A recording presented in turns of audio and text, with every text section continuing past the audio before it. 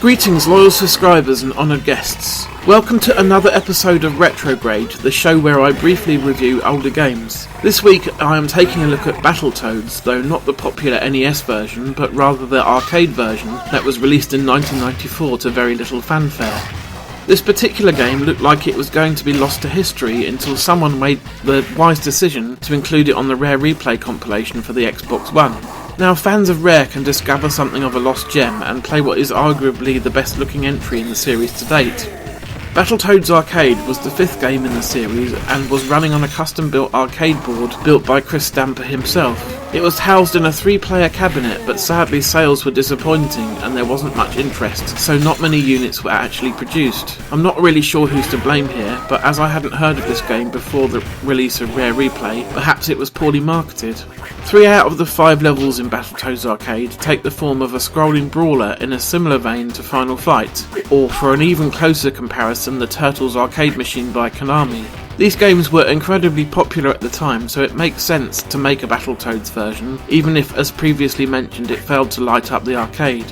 These levels are fairly standard fare, with little to set them apart from other games of their type, other than the huge sprites and fantastic art by Kevin Bayliss. His work never disappoints, and this is no exception. The bosses are absolutely huge, and in the case of the giant snake Karnath, pretty terrifying to behold. Even so, and especially if played alone, these levels fall into the trap of becoming repetitive very quickly and soon become a mindless button mash. As is the case with every game in this genre, things are livened up considerably if you have 2 other people to join in with you.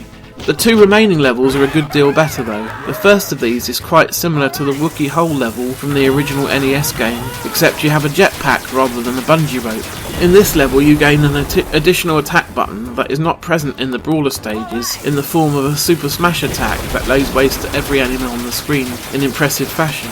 You can use this attack a few times per life, or if you hit one of the floating icons that will pass by occasionally. There are some particularly gross looking enemies on this stage, including the heads with wobbly eyes on stalks. The absolute highlight of the game has to be the final stage though, which plays more like a horizontal shooter than a fighting game. The Toads do battle against the super strong and deadly Robo-Manus and his robotic horde, with an arsenal of different weapons that can be collected, including spread guns, flamethrowers and more. The Super Smash attack returns here, except it is a 360-degree spinning attack that can really be helpful when there are enemies incoming on all sides. The stage and the entire game culminates in an epic battle against Robo-Manus himself, which fills a good deal of the screen and takes quite a while to beat. If you actually played the arcade machine, it would have taken quite a lot of credits and cash to beat the game, but luckily you can just continue as many times as you need on the Rare Replay version. All in all, the game takes just over an hour to beat, which is not very long at all, but seeing as it's just one game out of 30 in the Rare Replay collection overall, it's amazing value. Most of the achievements you can unlock are fairly simple things like defeating 1,000 enemies or beating the game as each of the 3 Toads. This last achievement can be earned in one go if you play through with 2 other people, otherwise you'll have to play through the game 3 times if you're on your own. It actually failed to unlock for me the first time around, and I had to play the game again as Pimple for a second time, but then it did unlock.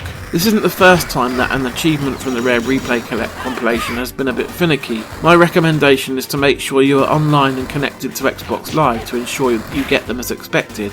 Overall, Battletoads isn't my favourite game in the compilation. In fact, there are many other games to be enjoyed before this one.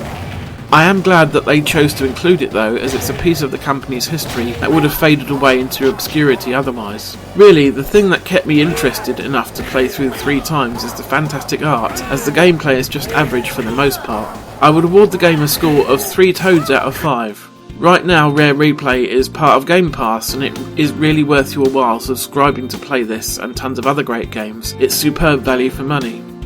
That brings me to the end of another episode.